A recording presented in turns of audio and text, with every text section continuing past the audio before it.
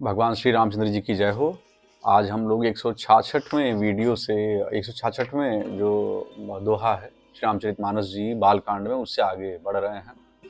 इस बीच में अंतराल हुआ और अंतराल के बाद आपसे संवाद कोई ऐसा स्थापित हो भी नहीं पाया, लेकिन बहुत कुछ इस बीच में चीज़ें घटी। एक बात देखिए, अभी जो मध्य प्रदेश का एक आया प्रकरण जिसमें वहाँ के संतोष वर्मा जी ने कुछ बयान दिया ब्राह्मणों को लेकर के। तो मैं एक बात बताऊं कि अभी जहां मैं पहुंचा हूं, ये विषय बिल्कुल वही सटीक वही विषय है जहां पे वर्मा जी का बोलना कि जब तक ब्राह्मण मुझे अपनी बेटी को दान नहीं करता तब तक मैं आरक्षण नहीं छोड़ूंगा। तो ये ब्राह्मणों के लिए आरक्षण छोड़ने की आवश्यकता नहीं है वर्मा जी। आप अपने लोगों के लिए आरक्षण छोड़िए, क्योंकि आप आईएएस हैं, आप अन्य सुख सुविधाओं में भोग में हैं। आपके ही अगर आप देखेंगे वर्ण जाति दोस्त मित्र में, तो बहुत सारे लोग शायद आपका बेटा आरक्षण छोड़े तो वो छोड़ने की जगह कोई नया बच्चा जो आप ही की जात से संबंधित हो, उसे आवश्यकता हो उस आरक्षण की। और आपका बेटा अगर जनरल में सेलेक्ट हो जाएगा तो उससे ऐसा है, ब्राह्मणों की एक सीट कम होगी लेकिन आपकी ही जाति में एक सीट बढ़ जाएगी। उस योग्य बच्चे को जो आपकी ही जाति का हो और पढ़ने वाला हो, तेज हो, उन सुविधाओं में न पढ़ पाया हो। जिस तरह से आपका बच्चा अगर पढ़ेगा तो आपकी सारी सुविधाएं एक आईएएस ऑफिसर को जैसी मिलती हैं, पारिवारिक मिलती होंगी। लेकिन वही किसान बच्चा जो किसान होगा, आपकी जाति का होगा, वो बड़ी दुविधाओं में, बड़े कष्ट में पड़ता होगा। तो हमारे लिए या किसी अन्य जाति वर्ग के लिए न छोड़िए। और आप आईएएस आदमी हैं तो इस तरह की बातें भी आपको शोभा नहीं देती हैं। हालांकि आपने क्षमा मांग लिया है और मध्य प्रदेश सरकार ने भी आपको आई थिंक 2 धाराएं लगा करके सस्पेंड कर दिया है सर्विस रेगुलेशन एक्ट से संबंधित। तो केवल अपने लिए नहीं, समाज के लिए सोचिए वर्मा जी। मेरी प्रार्थना आपसे यही है। आपको सुनने में, देखने में बड़े ही सभ्य और शालीन आदमी आप लगे, जाने कैसे इस बात को आप कह गए। उचित नहीं है जाति वर्ग विशेष को लेकर के कोई टिप्पणी ऐसे देना करना, और वो भी हजारों हजार लोगों के बीच में। चिंताजनक बात एक और है कि उन हजारों की भीड़ में उस समय आपको किसी ने टोका नहीं, या कोई छोड़ करके वहाँ से आपके मंच को बाकायदा इस उद्घोष के साथ कोई वहाँ से हटा नहीं कि आपने जो बात कही वो गलत थी। खैर, हम लोग अभी और हाँ, एक बात और कि ब्राह्मणों के प्रभाव की क्या बात रही, तो ऐसा नहीं है कि मैं ब्राह्मण कुल में जन्मा हूँ इसलिए। मेरा जो कर्म भी है, मैं ब्राह्मणरत कर्म भी करता हूँ। वर्ण अवस्था के हिसाब से भी अगर आप देखेंगे तो उससे भी मैं कम से कम ब्राह्मण आदमी हूँ। तो आगे देखिए, जो मैं पढ़ रहा हूँ संभवतः ये आपका उत्तर भी हो, और इससे आप क्या स्थिति है समाज में। हर वो व्यक्ति, आप ही की जात से कोई व्यक्ति होगा, उसको ऐसा नहीं है कि ब्राह्मण कुल में जाने का अधिकार नहीं है वर्मा जी। वर्ण व्यवस्था में हमारे बिल्कुल रहा है, लोग क्षत्रिय कुल में जन्मे हैं और फिर ब्राह्मण हुए हैं। तो आपका अध्ययन कमजोर है, जाने कैसे आप सिलेक्शन आपका हो गया आईएएस की तरफ, भगवान जाने किस में भी कोई आपके ग्रह नक्षत्र अच्छे रहेंगे, सिलेक्शन हो गया होगा। लेकिन आप देखिए कि यदि मैं आपके कथन के अनुसार, राजा प्रताप भानु श्री रामचरितमानस जी में राजा प्रताप भानु जो कि वन में गए हैं और वहाँ उनसे एक कपटी मुनि मिला हुआ है, जो कि वेश बना करके एक मुनि का वहाँ पे रह रहा है, जिसको युद्ध में राजा प्रताप भानु परास्त कर चुके थे, उसके राज्य का अधिग्रहण कर लिए थे और वहाँ उनकी सत्ता चल रही थी राजा प्रताप भानु की। तो वो मुनि कपटी वेश बनाया हुआ था, वो राजा कपटी वेश बना करके एक मुनि बना हुआ था। और वहाँ उसने क्या कहा और उसका प्रत्युत्तर क्या कर रहे हैं राजा प्रताप भानु, वो देखिए कि यदि मैं आपके कथन के अनुसार, राजा प्रताप भानु ने मुनि के चरण पकड़कर कहा, हे स्वामी सत्य ही है, ब्राह्मण और गुरु के क्रोध से कहिए कौन रक्षा कर सकता है। यदि ब्रह्मा भी क्रोध करें तो गुरु बचा लेते हैं, पर गुरु से विरोध करने पर जगत में कोई भी बचाने वाला नहीं है। यदि मैं आपके कथन के अनुसार नहीं चलूंगा तो भले ही मेरा नाश हो जाए, मुझे इसकी चिंता नहीं। मेरा मन तो हे प्रभु केवल एक ही डर से डर रहा है कि ब्राह्मणों का शाप बड़ा भयानक होता है। वे ब्राह्मण किस प्रकार से वश में हो सकते हैं, कृपा करके वह भी बताइए। हे दीन दयालु, आपको छोड़कर और किसी को मैं अपना हितु नहीं देखता। तपस्वी ने कहा, हे राजन सुनो, संसार में तो बहुत उपाय हैं पर वे कष्ट साध्य हैं। बड़ी कठिनता से बनने में आते हैं और इस पर भी सिद्ध हो या न हो उनकी सफलता निश्चित नहीं है। हाँ, एक उपाय बहुत सहज है परंतु उसमें भी एक कठिनता है। हे राजन, वह युक्ति तो मेरे हाथ है पर मेरा जाना तुम्हारे नगर में हो नहीं सकता। जब से पैदा हूं तब से आज तक मैं किसी के घर अथवा गांव में नहीं गया, परंतु यदि नहीं जाता तो तुम्हारा काम बिगड़ता है। आज यह बड़ा असमंजस आ पड़ा है। यह सुनकर राजा कोमलवाड़ी से बोला, हे नाथ, वेदों में ऐसी नीति कही गई है कि बड़े लोग छोटों पर स्नेह करते ही हैं। पर्वत अपने सिरों पर सदा तृण घास को धारण किए रहते हैं, अगाध समुद्र अपने मस्तक पर फेन को धारण करता है और धरती अपने सिर पर सदा धूलि को धारण करती है। ऐसा कहकर राजा ने मुनि के चरण पकड़ लिए और कहा, हे स्वामी, कृपा कीजिए, आप संत हैं, दीन दयालु हैं, अतः हे प्रभो, मेरे लिए इतना कष्ट सहिए। राजा को अपने अधीन जानकर कपट में प्रवीण तपस्वी बोला, हे राजन सुनो, मैं तुमसे सत्य कहता हूँ, जगत में कुछ भी दुर्लभ नहीं है। मैं तुम्हारा काम अवश्य करूंगा, क्योंकि तुम मन, वाणी और शरीर तीनों से मेरे भक्त हो, पर योग, युक्ति, तप और मंत्र का प्रभाव तभी फलीभूत होता है जब वे छिपाकर किए जाते हैं। हे नरपति, यदि मैं रसोई बनाऊं, कपटी मुनि कह रहा कि यदि मैं आपके राज्य में आकर रसोई बनाऊं और तुम उसे परोसो और मुझे कोई जानने न पावे, तो उस अन्न को जो जो खाएगा सो सो तुम्हारा आज्ञाकारी बन जाएगा। यही नहीं, उन भोजन करने वालों के घर भी जो कोई भोजन करेगा, हे राजन सुनो, वह भी तुम्हारे अधीन हो जाएगा। हे राजन, जाकर यही उपाय करो और वर्ष भर भोजन कराने का संकल्प कर लेना। नित्य नए 1,00,000 ब्राह्मणों को कुटुंब सहित निमंत्रित करना। मैं तुम्हारे संकल्प के काल अर्थात 1 वर्ष तक प्रतिदिन भोजन बना दिया करूंगा। हे राजन, इस प्रकार बहुत ही थोड़े परिश्रम से सब ब्राह्मण तुम्हारे वश में हो जाएंगे। ब्राह्मण हवन, यज्ञ और सेवा पूजा करेंगे। ब्राह्मण हवन, यज्ञ, सेवा और पूजा करेंगे तो उस प्रसंग संबंध से देवता भी सहज ही वश में हो जाएंगे। मैं एक और पहचान तुमको बताए देता हूँ कि मैं इस रूप में कभी ना आऊंगा। हे राजन, मैं अपनी माया से तुम्हारे पुरोहित को हर लूंगा, तप के बल से उसे अपने समान बनाकर 1 वर्ष तक यहाँ रखूंगा। और हे राजन सुनो, मैं उसका रूप बनाकर सब प्रकार से तुम्हारा काम सिद्ध करूंगा। हे राजन, रात बहुत बीत गई। अपनी बात कहने के बाद मुनि कह रहे, कपट मुनि जो कपटी मुनि थे वो कह रहे हैं कि हे राजन, रात बहुत बीत गई है, अब सो जाओ। आज से तीसरे दिन मुझसे तुम्हारी भेंट होगी। तप के बल से मैं घोड़े सहित तुमको सोते ही में घर पहुंचा दूंगा। मैं वही पुरोहित का वेश धर कर आऊंगा। जब एकांत में तुमको बुलाकर सब कथा सुनाऊंगा तब तुम मुझे पहचान लेना। राजा ने आज्ञा मानकर शयन किया और वह कपट ज्ञानी आसन पर जा बैठा। राजा थका था, उसे खूब गहरी नींद आ गई। कपटी कैसे सोता, उसे तो बहुत चिंता हो रही थी। उसी समय वहां कालकेतु राक्षस आया, जिसने सुअर बनकर राजा को भटकाया था। वह तपस्वी राजा का बड़ा मित्र था और खूब छल प्रपंच जानता था। उसके 100 पुत्र और 10 भाई थे, जो बड़े ही दुष्ट, किसी से न जीते जाने वाले और देवताओं को दुख देने वाले थे। ब्राह्मणों, संतों और देवताओं को दुखी देखकर राजा ने उन सबको पहले ही युद्ध में मार डाला था। उस दुष्ट ने पिछला वैर याद करके तपस्वी राजा से मिलकर सलाह विचारी, षड्यंत्र किया और जिस प्रकार शत्रु का नाश हो वही उपाय रचा। भावीवश राजा प्रताप भानु कुछ भी न समझ सके। तेजस्वी शत्रु अकेला भी हो तो उसे छोटा नहीं समझना चाहिए। तेजस्वी शत्रु अकेला भी हो तो भी उसे छोटा नहीं समझना चाहिए। जिसका सिर मात्र बचा था वह राहु आज तक सूर्य चंद्रमा को दुख देता है।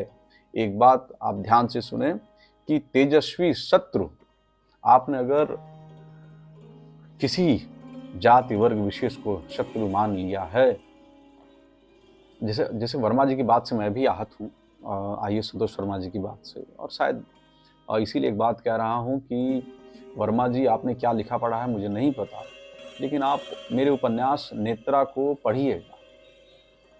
ब्राह्मण हूँ मैं और किस तरह से समाज में सुंदर व्यवस्था स्थापित करने के लिए मैं लिखता हूँ या लिख रहा हूँ, कितने महाकाव्य, कितने उपन्यास लिख चुका हूँ। आप एक केवल नेत्रा पढ़िए, आपको उस नेत्रा उपन्यास भर से सद्बुद्धि प्राप्त हो जाएगी कि समाज में सौहार्द किस तरह से स्थापित करना है और हम ब्राह्मण किस तरह से उसके लिए संकल्पित। मुझे वर्मा जी कई पार्टियों से बड़े बड़े बड़े ऑफर रहे हैं और जिन पैसों पे शायद आप निकल गए होते हैं, व्यक्तित्व देख के मुझे लग रहा है आप स्वीकार्य होते हैं, उन ऑफर्स को हमने ठुकरा है। और मैं I am not simply reader Verma ji, I was an ex banker और मैं पब्लिकेशन का चीफ एडिटर हूँ अपने, और मेरी एक और कंपनी है, मैं उसका डायरेक्टर हूँ। तो ये महज वेशभूषा वस्त्र देख करके आप कंफ्यूज न होइएगा कि घर घर जाने वाले ब्राह्मण हम लोग हैं। समाज में सार्थक परिवर्तन, सार्थक सुधार करने वाले ब्राह्मण हैं वर्मा जी, और आपकी पीढ़ियां भी हम ही से सीख करके और हमें इस तरह की बातें सुना रही हैं। तो मैं अभी भी कह रहा हूँ कि आप मेरे उपन्यास नेत्रा को मंगाइएगा, नेत्रा को पढ़िएगा, या इफ पॉसिबल प्लीज़ व्हाट्सएप में या comment your address in my YouTube channel, इसमें आप कमेंट करिएगा। I will send my book to you, मैं अपनी किताब आपको भेज दूंगा, आप पढ़िएगा उसे। तो श्रोतागण हमारे आगे ध्यान दें कि तेजस्वी शत्रु अकेला भी हो तो उसे छोटा नहीं समझना चाहिए। जिसका सिर मात्र बचा था वह राहु आज तक सूर्य चंद्रमा को दुख देता है। तपस्वी राजा अपने मित्र को देख प्रसन्न हो उठकर मिला और सुखी हुआ। उसने मित्र को सब कथा कह सुनाई। तब राक्षस आनंदित होकर बोला, हे राजन सुनो, जब तुमने मेरे कहने के अनुसार इतना काम कर लिया तो अब मैंने शत्रु को काबू में कर ही लिया समझो। तुम अब चिंता त्याग सो रहो। विधाता ने बिना ही दवा के रोग दूर कर दिया। कुल सहित शत्रु को कुल सहित परिकुल का मतलब है आपकी पीढ़ियों सहित अगली पीढ़ियों तक। कुल सहित शत्रु को जड़ मूल से उखाड़ बहाकर आज से चौथे दिन मैं तुमसे आ मिलूंगा। इस प्रकार तपस्वी राजा को खूब दिलासा देकर वह महामायावी और अत्यंत क्रोधी राक्षस चला। उसने प्रताप भानु राजा को घोड़े सहित क्षण भर में घर पहुंचा दिया।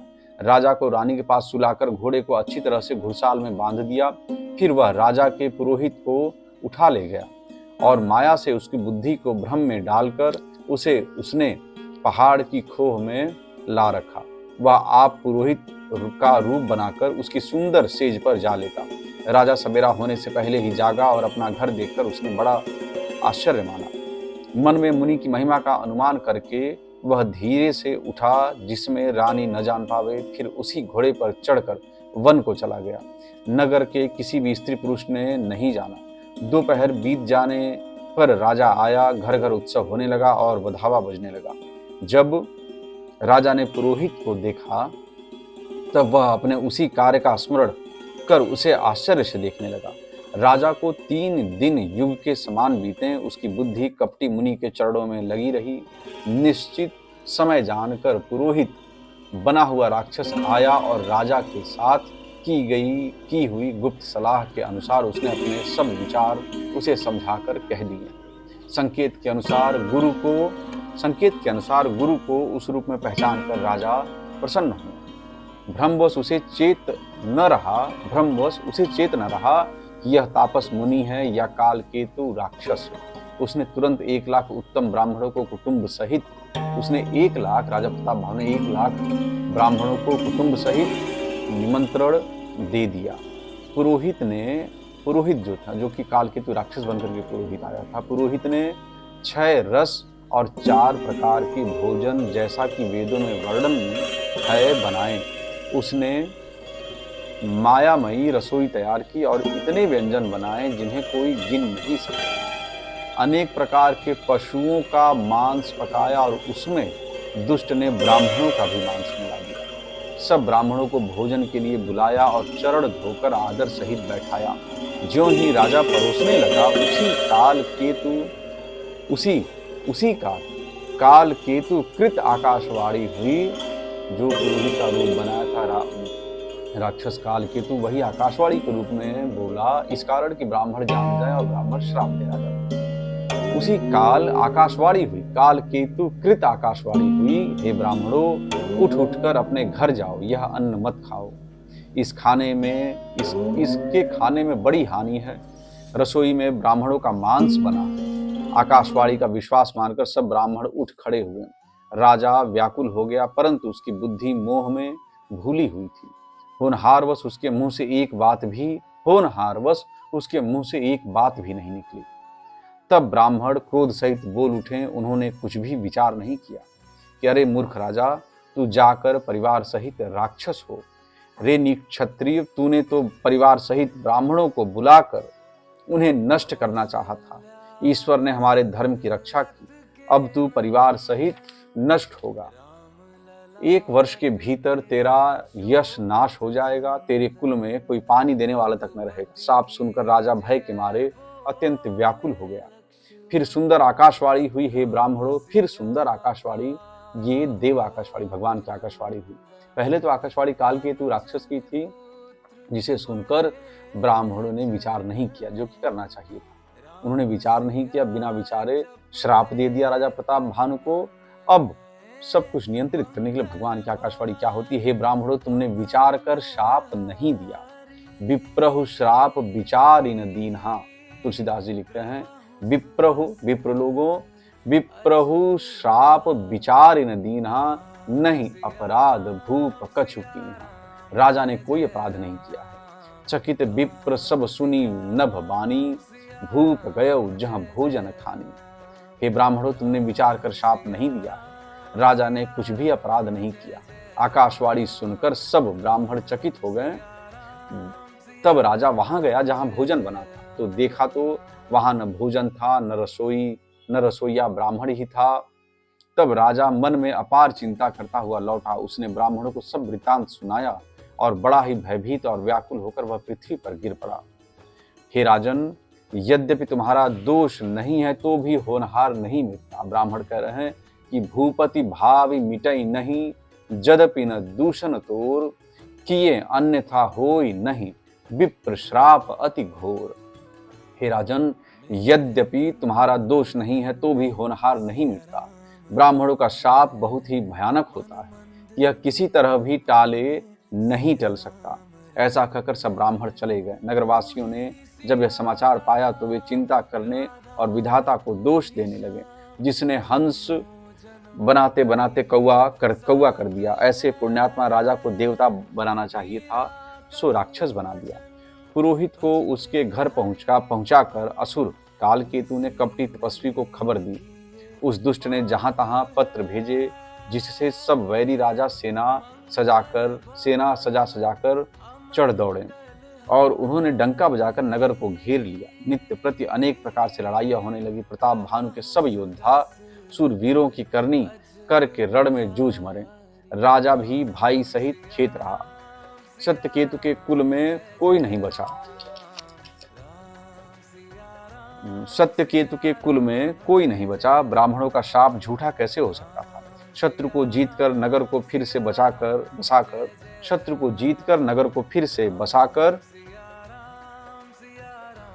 सत्यकेतु के कुल में कोई नहीं बचा। ब्राह्मणों का शाप झूठा कैसे हो सकता था। शत्रु को जीतकर नगर को फिर से बसाकर सब राजा विजय और यश पाकर अपने अपने नगर को चले गए। याज्ञवल्क्य जी कहते हैं, भरद्वाज सुनु जाहि जब होई विधाता वाम, धूरि मेरु सम जनक जम, ताहि ब्याल समदाम। याज्ञवल्क्य जी कहते हैं, हे भरद्वाज सुनो, विधाता जब जिसके विपरीत होते हैं तब उसके लिए धूल सुमेरु पर्वत समान,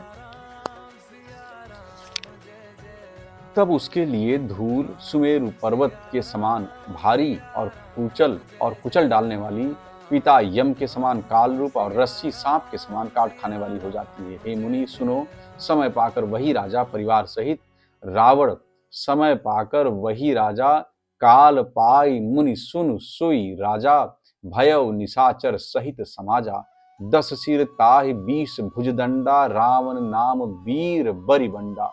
हे मुनि सुनो, समय पाकर वही राजा परिवार सहित रावण नामक राक्षस हुआ। उसके 10 सिर और 20 भुजाएं थी और वह बड़ा ही प्रचंड शूरवीर था। अरिमर्दन नामक जो राजा का छोटा भाई था, वह बल का धाम कुंभकर्ण हुआ। अरिमर्दन, उसका जो मंत्री था उसका नाम धर्मरुचि था, वह रावण का सौतेला छोटा भाई हुआ।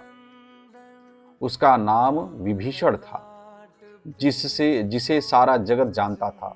वह विष्णु भक्त और ज्ञान विज्ञान का भंडार था, और जो राजा के पुत्र और सेवक थे वे सभी बड़े भयानक राक्षस हुए।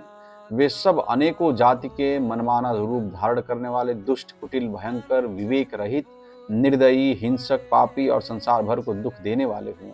उनका वर्णन नहीं हो सकता। यद्यपि वे पुलस्त्य ऋषि के पवित्र, निर्मल और अनुपम कुल में उत्पन्न हुए, तथापि ब्राह्मणों के शाप के कारण वे सब पाप रूप हुए। आज यहीं तक 176 नंबर दोहे तक, और फिर हम लोग अगले वीडियो में इससे आगे। तब तक के लिए भगवान श्री रामचंद्र जी की जय, और तब तक के लिए ही क्या, सदा सर्वदा भगवान श्री रामचंद्र जी की जय।